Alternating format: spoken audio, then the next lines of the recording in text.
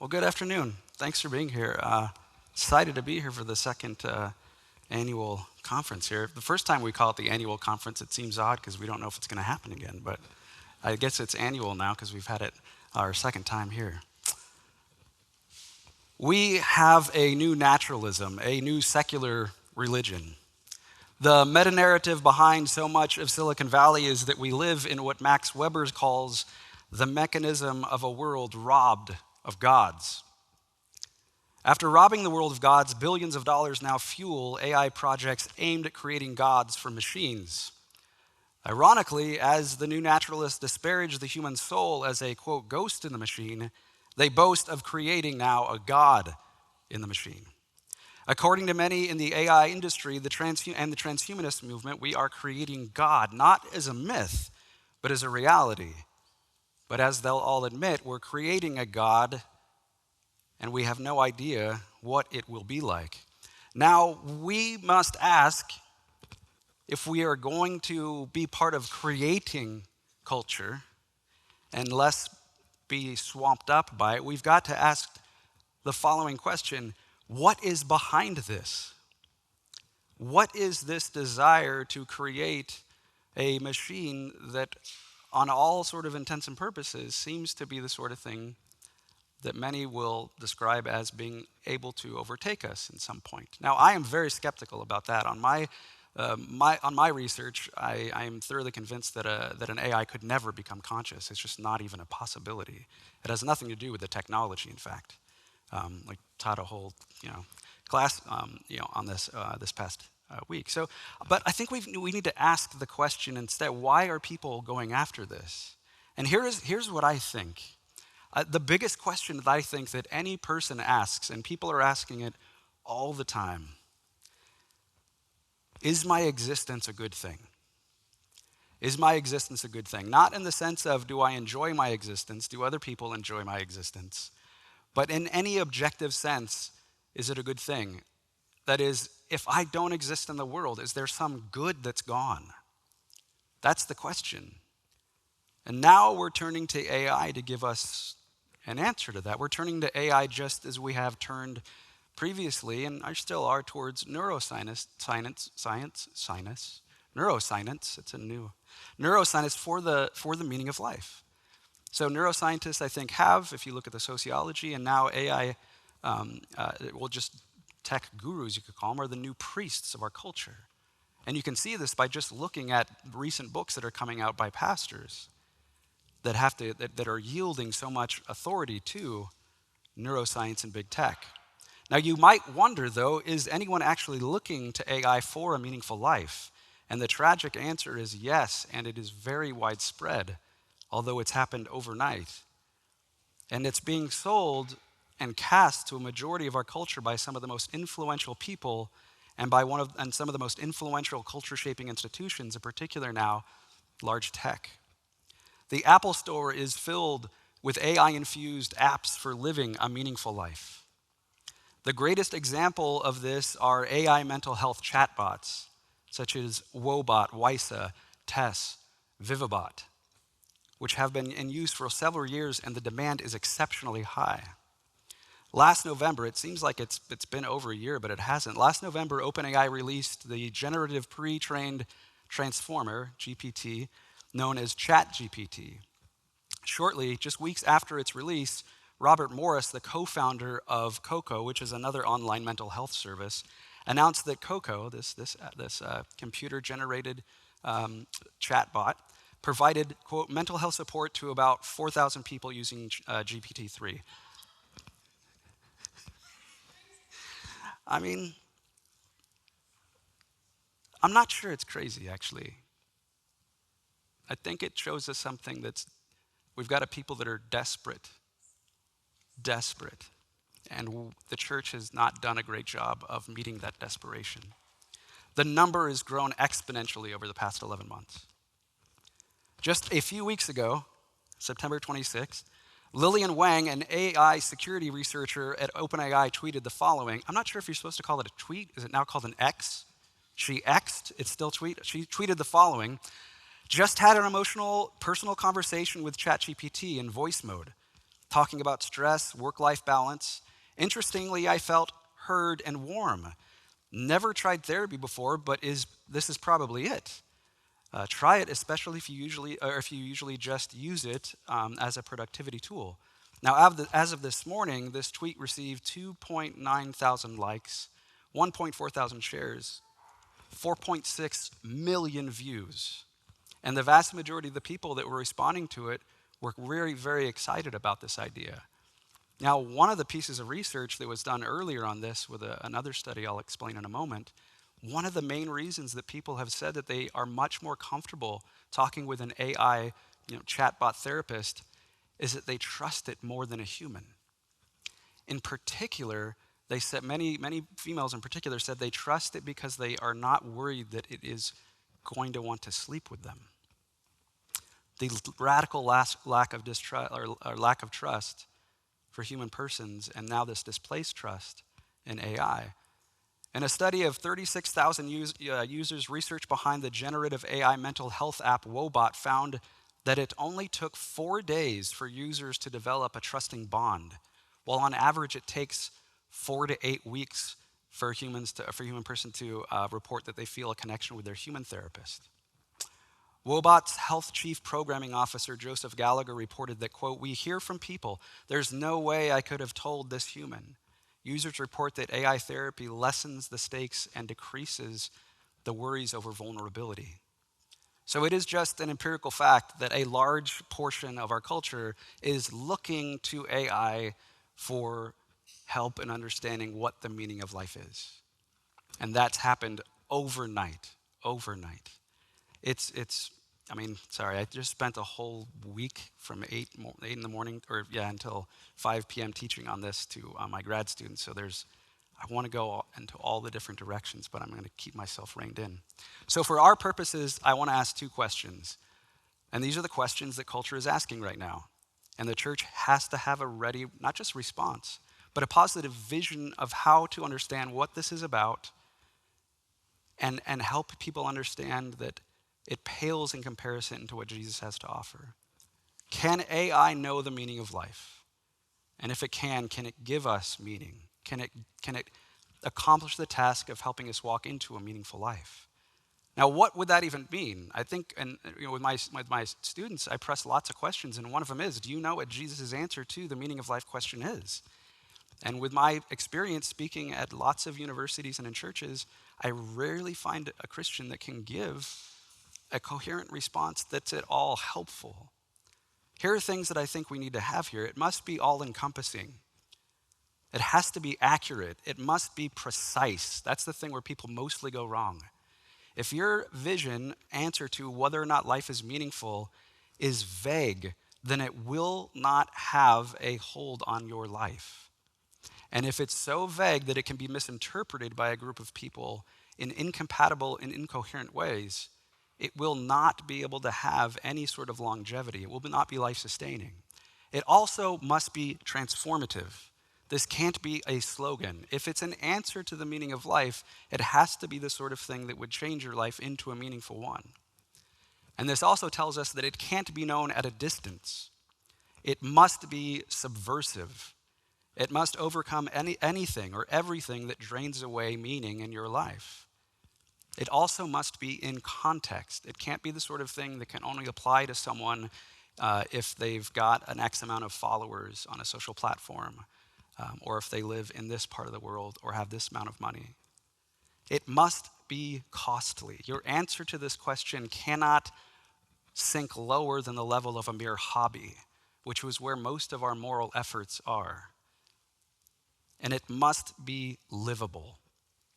It must show me, it must show us that my existence, your existence is a good thing, and it must make possible for me to know that deeply so that I can live in that reality. So these 2 questions, can AI know the meaning of life? Can AI give us a meaningful life? There's very many ways to answer these. The first one, can I know a meaningful life? That I think just comes down to whether or not something could know something, and that requires consciousness. And you're going to have to, take my classes or read a book or something like that to get that argument there. During the Q&A, we can talk about it if you want. Here's a faster way to sort of get at it, I think. I'm going to answer that question along with the second question. We'll talk about AI consciousness a bit, but the second question, can AI give us meaning to life? So here are some background distinctions that we have to have clarity on in order to get at this. The AI project, just like the neuroscientific project, assumes explicitly or implicitly. This is not something that is a result or inferenced from the data. This is a philosophical assumption about how to interpret the data or what even counts as data. And that assumption is called physicalism. So according to physicalism, in the broad strokes, and I want to get into the details during the question time if you want to, but basically the human person is reducible either to some physical thing or the processes of some physical thing. So on the neuroscientific project, that's going to be facts about our brain or whole human organism or facts about our neural structure. Or on a version of physicalism called functionalism, it will be the function of the neural structure. Now for an AI, it's going to, we're nowhere close to having anything that could even, we call it AI, but it's really, what we're looking for is called AGI. That would be the sort of thing, artificial general intelligence, that would be the sort of thing that would reach a level of consciousness. And if you talk to, and I've spent a lot of time over the past several years talking with people, even an individual at OpenAI, they will admit in terms of on their side of programming these things, they have no clue as to how they could even get there. It's part of what was surprising about the performance of the LLMs. Now, according to physicalism, you get this idea. All facts about human persons, all facts about AIs are going to be reducible to facts about physical things. That is, at the end of the day, what's going to be able to explain anything and everything that's explainable in the universe, including consciousness, it's going to reduce down to facts that the physicists deal with. And that is going to be very costly because it will turn out that you can't get qualitative facts from quantitative facts. You can't get facts about consciousness from facts about physical things. Now, in relation to AI, the goal is to create what are called neural networks. Neural networks aren't, every program I've spoken with does not like that name because it doesn't have anything to do with the same sort of structure that you have with a brain. But the idea is that it is some way supposed to be functioning like a neural process. But what this means is that knowing all the facts about human neurology will going to entail facts about consciousness, and understanding that should get us to understand the physical facts that an AI needs to have in order for it to be conscious.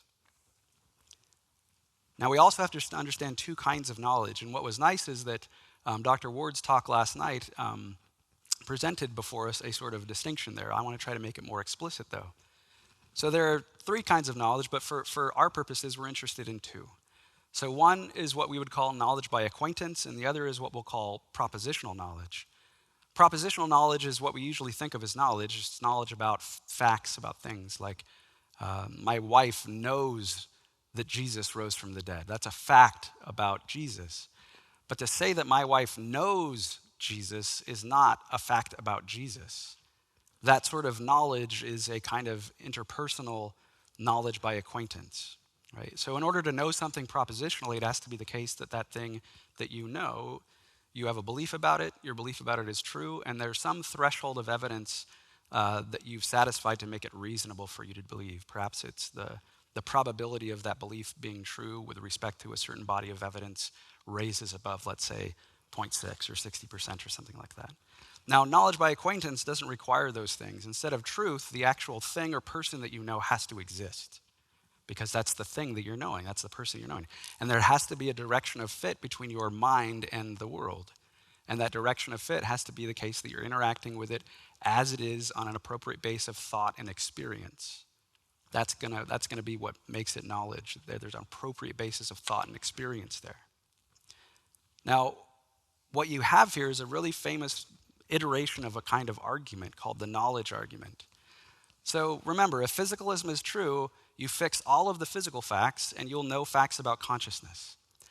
So imagine there's this person, this neuroscientist, they all call her Mary, and she is colorblind. Or let's just say that she's grown up, this is vicious, she's grown up in a black and white room. For some reason, she's never been let out. She's never seen color. But she's the foremost expert on the neuroscience of color perception. That is, she knows every fact with respect to anything you could pick out as a scientific fact about color perception. But she's never seen a color before. Now she steps outside of the room and let's say that she sees, a red flower. Has she come to learn anything? Has she come to know something? And it seems obvious that yes, Mary has come to know something. She's come to know what it is like to experience, to be acquainted with directly a red rose. But the issue here is that if she knew all of the physical facts, all the propositions, she's got omniscient with respect to propositional knowledge, then she should have been able to derive facts about the experience of seeing red. But she didn't. She comes to experience red for the first time, right? And this isn't, I would just think about that for a moment. Or you can think about it this way. Imagine you've never seen a sunset, right? And you're describing to a friend what a sunset is. Will they then know what it's like to experience seeing a sunset? No, they won't. This is why we can always say something to one-up another person, which is like, oh, you just had to be there. You couldn't get it. You just had to be there. Well, the you just had to be there is this, well, you're lacking in knowledge by acquaintance. So there's this interactive knowledge that needs to happen that is not at the level of propositions. In fact, all propositional knowledge, all scientific knowledge is derivative from, it gains its evidential force, its probability, from the reliability of your knowledge by acquaintance with the things that you're interacting with. Right? So if you want to work on anything in physics, that whatever evidence you get for your theory is going to be derivative from the evidence that you have to think that your cognitive faculties can get at the world such that you can understand the phenomena that you're studying. But your knowledge of that phenomena, in terms of it just being about facts and propositions, won't get you knowledge by acquaintance with experience. Now, what consciousness is, fundamentally is just the what it's like quality to have an experience. That's it. That's what it's. So in neuroscience, you've got, or in neuroscience and in philosophy of mind, you've got what's called the hard problem of consciousness. And that's the problem of this, exactly. Explaining how you get physical, phenomenal facts about consciousness from physical facts. And the neuroscientists have a difficult time with this as well. And if you look at the meta-analyses on just the study of consciousness, there are at least 13 competing definitions of what consciousness is. But there's always one thing in common among all of them, and that's they're trying to get the qualitative experience of what it's like to have experiences. And what this is telling us is that you just keep stacking up physical facts about the arrangement of an aggregate of particles, you are never going to get an experience of consciousness. Now, if an AI can't be conscious, an AI cannot have knowledge by acquaintance, then it can't have experiential knowledge, and it can't have interpersonal knowledge. And this is where the meaning of life comes in. If an AI is to give us an answer to the meaning of life, it will do so only in regard to physical facts, just to its propositional knowledge. That's what it's fed, that's what it puts out. But knowing the meaning of life is not reducible to knowledge at a distance. It's not reducible to propositional knowledge. If AI is to know the meaning of life, it must first experience meaning. But AI is literally dark on the inside. There are no lights to even turn on. It can't have any experiences. Now, coming to know meaning, or coming to know the meaning of life, or coming to know anything, the phenomenology of it is such that it cannot be forced on you. So think about the things that you know. If you ever, or if you're trying to resist knowing something, you can just turn away, right? You can just turn away. You just discount the person as not knowing what they're talking about. If you want to come to know something, you have to yield how it is that you're interacting with it to come to know it. That's why you don't study physics with a telescope, right? You have to attune your cognitive faculties to what's being studied. You have to put yourself in a position to receive that. That is, knowledge can't be forced on you. Now, how does this relate to AI and its being made, and whether or not it can make the meaning of life available to us? If you understand what the internet is, and I think most of us don't, you'll understand that it's the exact opposite of what most of us think it is. Most people would describe the internet as this thing that opens up the range of knowledge. It's exactly the opposite. The internet is something that limits the availability of knowledge, and it also limits your scope of what you think you should look to gain knowledge. That is what a search engine does, right? That's just what it does. Now, that's not necessarily a bad thing. If I want to know something about cancer, I want to limit the data that I get, and I don't want to hear from my mechanic. It's not always a bad thing. But you need to understand the mechanisms that are in place for this to work. The idea here, though, is that the internet is just an attention-directing device. Microsoft CEO Satya Nadella explains, quote, "We're not moving from a world where computing power was scarce to a place where it is now almost limitless, and we're in the true scarce commodity of increasingly human attention. That is, we're now living in an economic era that Nobel laureate and economist Herbert Simon coined the attention economy. And as Simon famously quipped, a wealth of information creates a poverty of attention." And now, the way that this can work out in terms of whether or not you can come to know deep meaning of life, if knowledge can't be forced on you, and the knowledge that you are to gain about the meaning of life should be something that brings peace, that turns out that the way that AI applied to social media works, it's the exact opposite.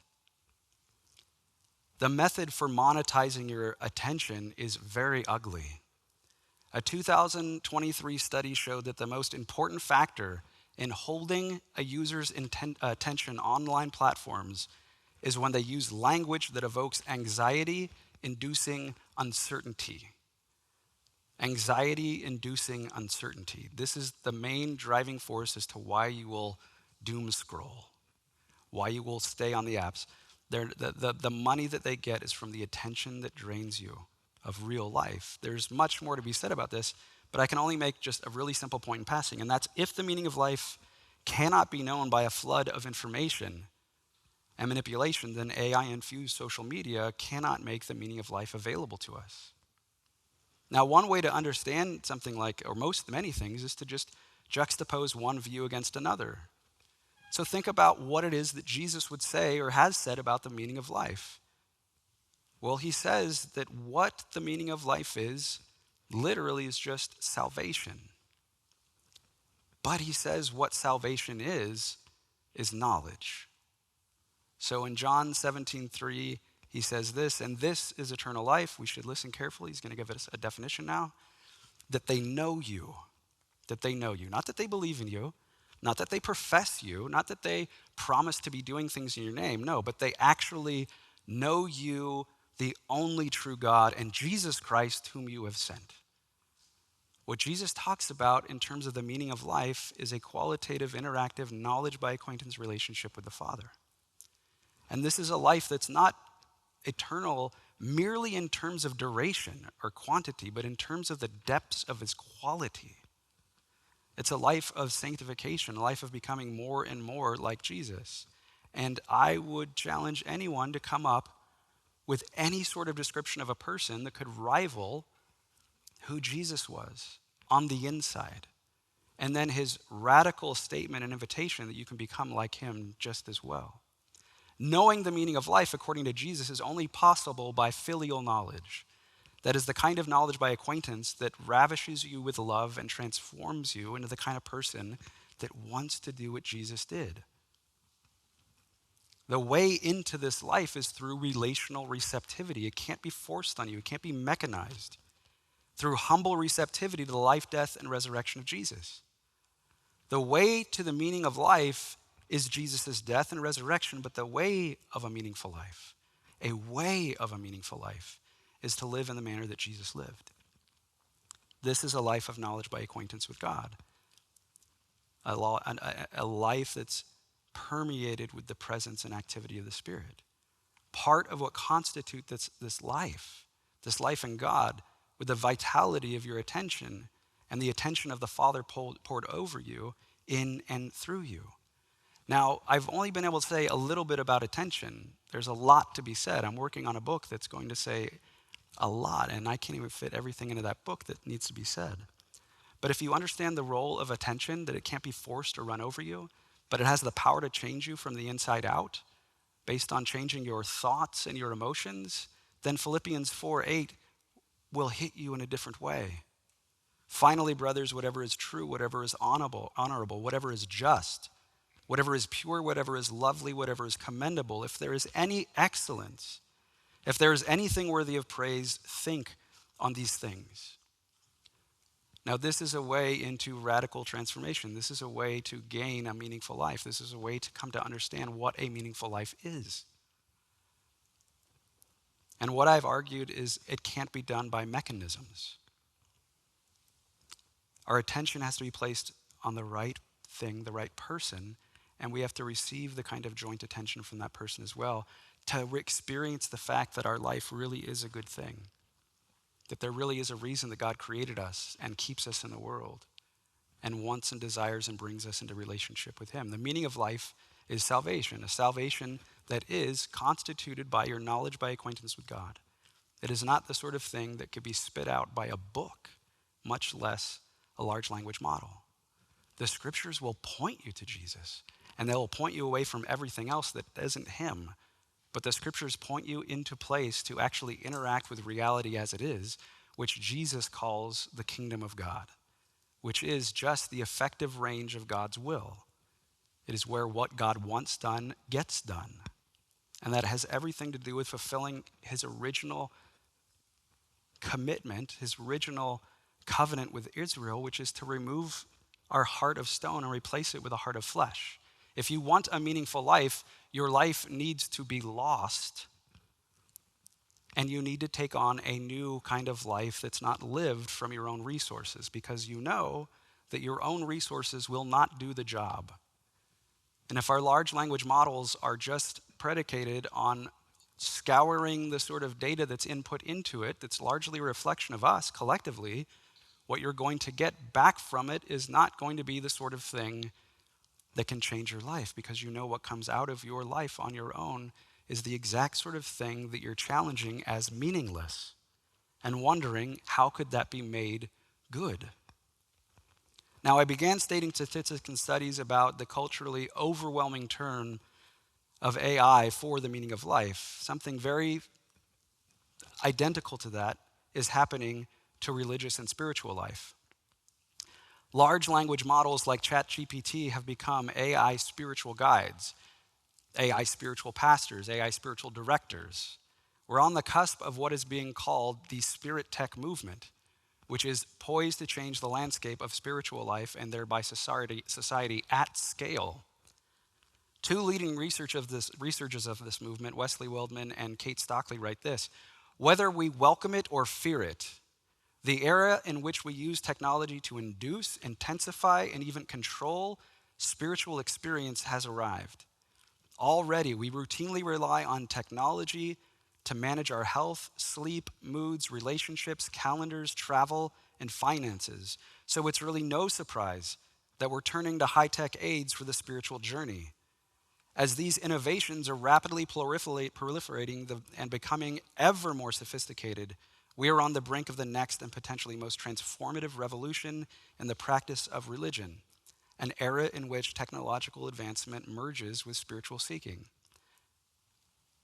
Now, if you think that can be easily dismissed, I want you to look into the empirical data, because the studies are already showing that people that are using apps, they're not released yet out onto the market, but these apps are giving people experiences to which they will report as being stronger than any experience that they would identify as God, even by self-professing Christians. They will also experience a greater sense of inner transformation in terms of a felt sense of peace. Now, these are virtual and they're not real experiences in the sense that they don't have the real grasp on life that they report them having. But now this is very, very dangerous. The assumption behind the spirit tech movement and its research is that once we map the neural mechanisms of religious experience, we will be able to induce more visceral religious experiences than we've ever experienced with little more than an app on our smartphones. So now consider the radical disillusionment that will come from those who will experience a greater depth or experience a greater depth of spiritual care than what they get at their local churches. Let that sink in. Recognize that after COVID, the church lost a lot of people. They didn't come back. And we know that one of the reasons that they didn't come back is because the church wasn't offering the connectivity, or really the community. Connectivity and community are not the same thing. Internet provides connectivity. It doesn't come out to provide community. The church did not provide that, and people didn't come back when they were starving for it from the lockdown. We have a lot to do here. And you might think that this problem of spirit tech is just a problem for the sort of the world. But that would be naive and to be not familiar with the research either. Go look at this. Go Google this. Here's one thing you can look at. There is a website with an app called Text with Jesus. According to the website, the app can, quote, strengthen your faith through immersive interactive experience powered by ChatGPT, where users can find comfort, guidance, and inspiration through their conversations. Now, there might be something to be said for what you could learn from a large language model. I'm not saying that there's nothing to be learned from it. But what I am saying is that it cannot give you the meaning of life. And what I am saying is that it cannot be anything close to providing what community can provide. It cannot give us anything close to what God can give us through his Spirit in direct encounter and dependence on living his life. That's just not possible. And we can talk about that more. I'm going to try to end it so we've got enough time to have some real good conversation. C.S. Lewis warned us that we have lost the ability to cultivate virtuous people. We're creating what he referred to as men without chests. But the situation is far worse than Lewis had ever expected. We are now in the business of creating what we think are AI with chests. That is, a technology to which we are outsourcing our humanity and our ethical decisions to. Now, we've got a generation that are scared to have children because they've been raised by parents that didn't know what they were doing, and they don't think they know what they're doing either. But somehow we've also assumed that we have the capability to create an AI that could in any way manage us better ethically than we can ourselves. This is a problem. And there's really interesting empirical results to show that we're stuck in a real problem. The value alignment problem, if you want to look it up, is what it's called. It is as if we have forgotten who we are. We've lost Jesus' vision, Jesus' insight, and publicly available knowledge about the depths and dynamics of the human soul. That is, we've mechanized ourselves to death. And I am now convinced that the problem with our culture is not secularization. In fact, I would argue that our culture is not altogether that secular. I think if you look at the sociological studies and the way that the church has responded, what we'll find is that we've got a radically depersonalized and dehumanized culture. And that is what has made it the case for the church's irrelevancy in many ways. Why? Because if you are trying to create a world that is an enemy to God, you will create a world where the incarnation has zero weight. That is to say, you will create a civilization, a culture, where personality is lost and not sought. Because that's exactly what the incarnation is. We've mechanized ourselves to death, and this is a great tragedy. To mechanize humanity, like I've said, is to reject the incarnation of Christ. And the only way out of this problem is a return to reality. But we have to become the kinds of people that are steeped in reality to steward others into that. If all we have to offer is the same thing that ChatGPT or any other large language model can offer, well, then we're going to get outperformed. Because there are already apps that are going to give you knowledge better about scripture and about commentaries and about spiritual authors than probably any pastor that most people will meet. But that is not what a pastor is for. The only way out of this is a return to reality, a return to the human soul. The only way out of this is a return to the incarnate Christ, who not only personalized the world, but fills us with his Spirit, restores our soul, walks us into the brilliance and beauty of a restored humanity that we experience as disciples of Christ, as we live in his kingdom, as we take on his manner of life that cannot be reduced to physical facts. And that life will not disappoint. It will permeate us with divine love, which is what constitutes the very meaning of life. Thank you.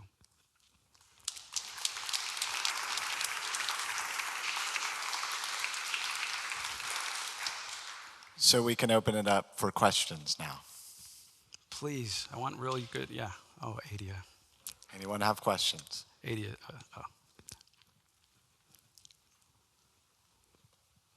Thank you, Dr. Rickabaugh, for speaking on this. Super insightful, as always. One of the things that I keep struggling with, just as I explore the concept of AI and its impending reality on our lives, my soul screams it's wrong, but I can't put words as to why I find it so wrong or so scary, and I'm not quite sure why I'm reacting this way to it, aside from it's new and it's different and it's definitely going to change things the way they are now. Aside from those obvious factors, what about AI is so dangerous to what's going on right now? yeah. So one thing is, AI has already changed us. It's been changing us, for a while. We've got to understand like the philosophy of technology. We've got to understand what technology is and how it works. And part of that is going to help us understand that it often determines culture more than we determine culture with it. So AI has already changed us, right? So that's one thing to really be aware of. Again, I just ask my students. We spent whole days on this, so I'm trying to encourage you to look more. But why are we threatened by it? I think, well, first I want to say I've pushed on how bad it is with respect to trying to give us a meaningful life. There are all kinds of wonderful things that we can do and have been doing with AI, right? So I'm not a Luddite. I'm not saying drop your smartphones. I'm not saying I'm using an iPad up here. I'm not saying those things. Here's one reason I think that it's caught us off guard, and that's that if you understand in the same way that neuroscientists are frustrated with why they can't figure out what is it that makes us conscious by studying more and more of the brain, the same sort of phenomenon happened with programmers. So large language models like GPT, we don't know how they work. So what happened is we knew that we could keep tinkering with things, and we kept tinkering with them, and nothing worked in terms of it looking like something that was intelligent in any sort of way. And then all of a sudden, this huge leap happens, and it's doing things that we did not expect to happen from the more of the tinkering that we were doing. But two, it mimics us so much better than we thought. So one, we were surprised because the technology that we're using shouldn't really be able to do what it did. The other one, and this one scares me more, is that we're surprised by it because we don't know what human persons are anymore. Because I don't know the interior of my life for various reasons, because I've been commodified. My attention, again, is what is the greatest commodity now. I no longer know really the depths of what I am or what anyone else is. The primary reason that people do not hear God's voice is because they're plugged into everyone else's voice. There's too much noise. There's too much information. And so what happens is we see these large language models interacting with us and saying things and speaking to us in ways that seem to be just as, if not more intelligent and insightful than other persons. And because we don't really know the depths and the dynamics of the human soul anymore, that scares us, because now it looks like that's me. That's me. It'd be like waking up in the middle of the night and with a terrible dream that you actually were, a cyborg, and then cutting into your arm and finding out, oh yeah, that is you. We see what's going on in the tech and we think, wow, that's all I am. That's all I am. And this thing's going to get better than me. There's so much more to be said, but here's one more. Here's another thing that I think is one of the most dangerous aspects of this. It's not the technology. This is not a new problem. The internet is not new, right? Plato argued about these issues about technology with the written word. Again, the internet just is a limiting and focusing of information. We've always had that. And this issue about artificial intelligence isn't new altogether either. So I'm not worried about the tech. There's issues about the tech, but what I'm worried about more are the philosophical assumptions and cultural assumptions behind it. And here's one: that thing is conscious, and that thing is like a human, and it's going to become better human and transhuman. And the assumption there is what is the goal of an AI? More data, faster processing of the data.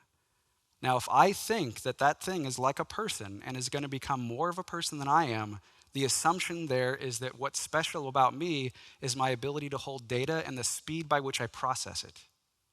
So things that bother me is that we've got a horrible view of humanity and human persons where God is just not an available, it's not something we would ever expect to invade the world.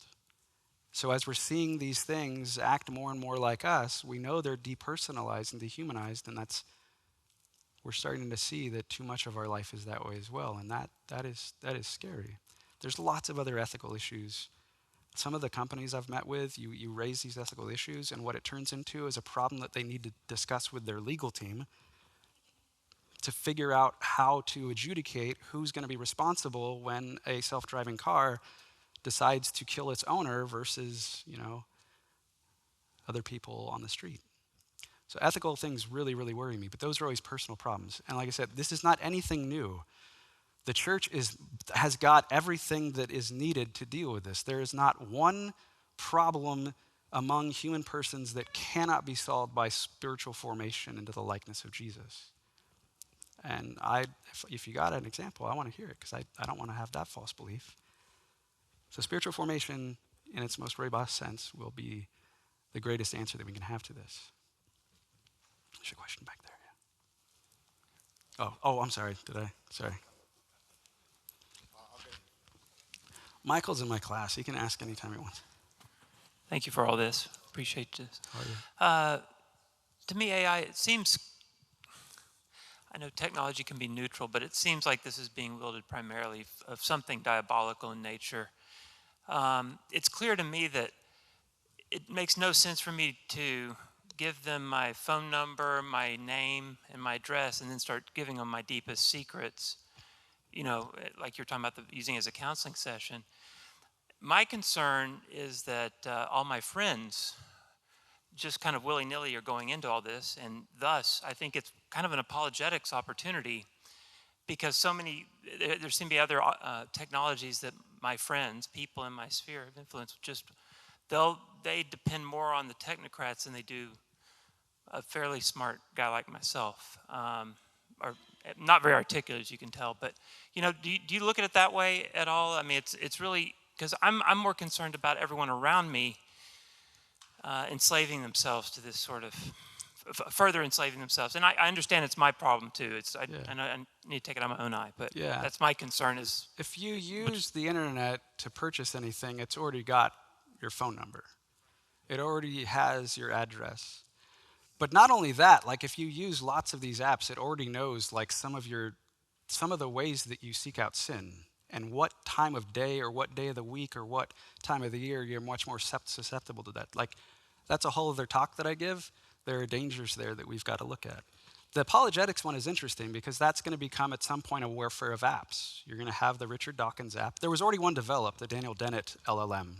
There is a large language model that mimics Daniel Dennett's philosophical, he was a big atheist, and it was able to fool, I think, about 60% of the time, experts on Dennett's work. So there's going to be like the apologetics app, right? It's going to be sort of like what I call an apologetics fortune cookie, where you know the answer before anyone has the question. Don't do that, it's really bad.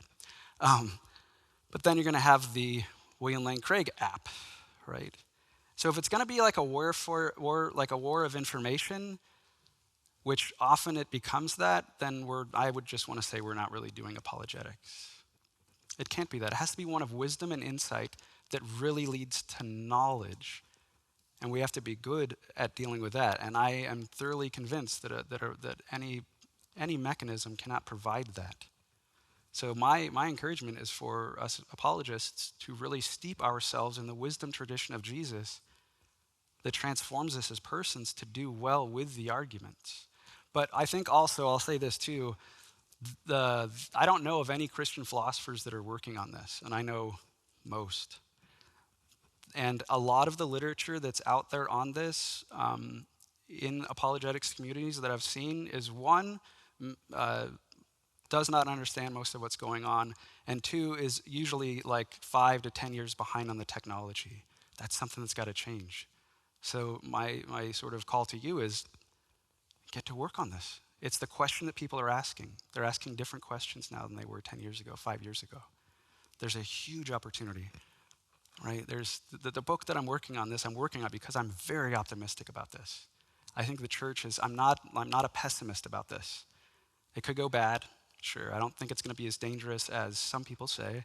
I think it could be very, very horrible. But I think the church has an opportunity right now. This is what I try to juxtapose between Jesus' vision of what the meaning of life is and how to have a meaningful life versus what a mechanistic picture would be. Hello, I'm Danielle Matson. Thank you so much for being here. My question is a miracle question. You mentioned that the church with a capital C lost a lot of people during the time of COVID because of a lack of community and connectiveness. If you were in charge, if we could rewind back in time, and you were in charge of the church with a capital C, what would your response have been to COVID, and how would that have included or not included technology? Solitude and silence. Deep prayer within a community of wise, seasoned disciples in their context. There's no one-size-fits-all solution. Part of our problem is that we've done that. Okay, we've got to look into the particular communities. What works at my church plant in Jupiter is not going to work at a lot of other places because of the kinds of people that are there. And I also want to say, too, we'll get more precise, I don't think the issue is about community. It was about the fact that we've not largely become the kind of people that are capable of having rich and deep community. And that's the issue, becoming the kind of person that can do what Jesus did. Now, we'll be hated. I'm not saying everything is going to go great, but I'm saying it will start to turn the world upside down because that's exactly how it was done when the church has ever been at its best. And when it's been at its best, I'm not saying that's an issue of numbers either. So that's the best I can do there.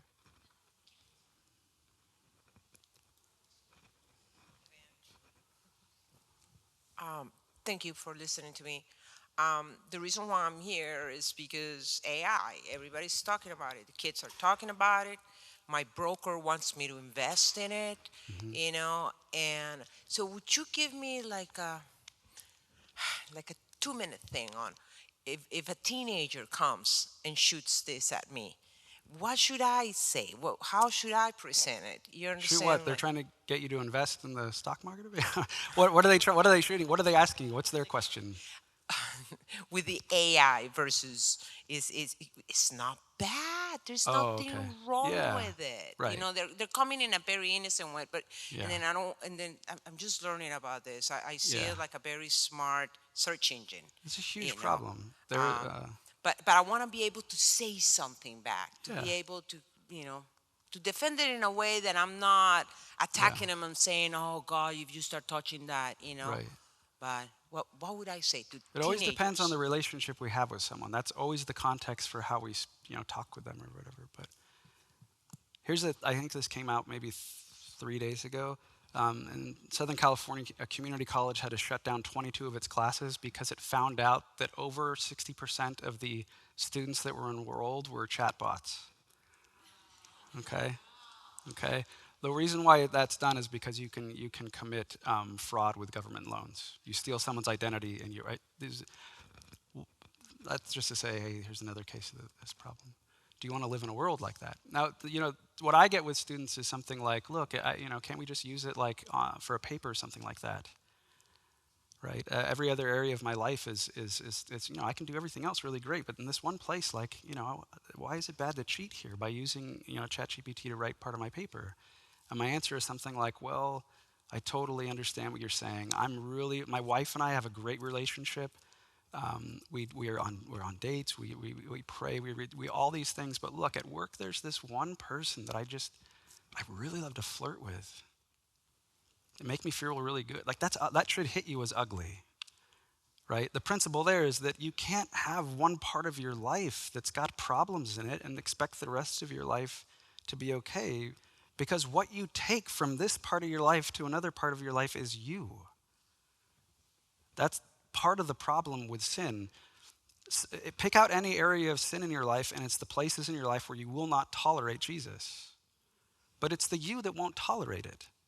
So if using AI is going to be the sort of thing that either is a active sin at that moment, or it's the sort of thing that will cultivate in you the character that where you're more likely to continue to sin, to continue to lie, or something like that, I think we've just got to help them understand that they are training themselves for disobedience.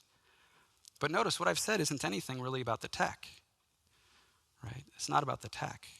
It's just about the person. And so, why are they, you want to know, why are they coming to you? What is it about you?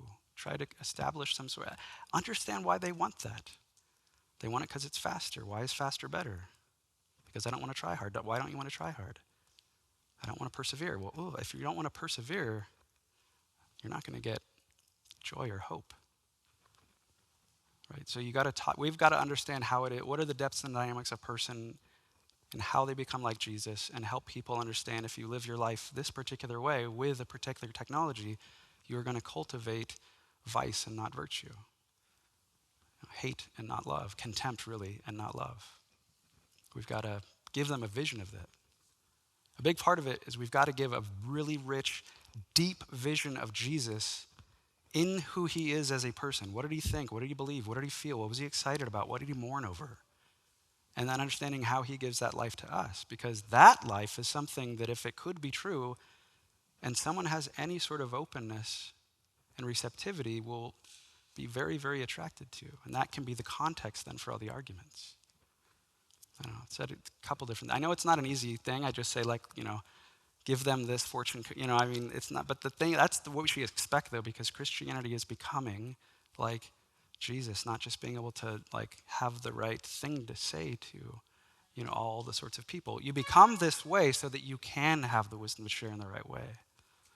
So I would encourage you just start taking a look at what the technology is, and start, finding some, Sakakis is his, right? Where's Andrew? Yeah, I forget his full name. Sakakis. What's his first name though? Michael Sakakis has this, I think he's probably the best, he's not a Christian apologist, but he's the best critic on technology that I know of. He is a Christian, but it doesn't come through in his writings because he's trying to write to a broader audience, and I don't know very many Christians at all actually that read him. I know lots of non-Christians that do. He is brilliant on technology. He runs a Substack called the Convivial Society. I would take a look at what he's doing. Convivial. I am a philosopher, I have no idea. See you in I think we've got a couple more minutes for... Hi, so it seems evident to me that despite maybe our souls not being ready for the technology that is coming out, the AI programs, which obviously can be very detrimental to us, as you have pointed out, because of our state, the world keeps on moving on, marching on, and technology along with it. So my question for you is, how far do you think we should allow this technology to be incorporated into our lives, and where do you think we should absolutely not let it be incorporated into our lives? I think the question just is, the same question you would have for anything in your life. In what way is it helping or hindering my fulfilling of the divine love commands of Christ? In what way is this helping me love God with all of myself and loving others and myself? The answer is always spiritual formation. That's always the answer. The question always is, how is this helping me become more like Jesus or keeping me from becoming like Jesus? And part of it's going to be understanding what your phone actually does. So I don't let any of my students have any technology out in the classroom. We've got even just the presence of your phone out on a table diminishes your ability to think well and listen. I think that's by 25%.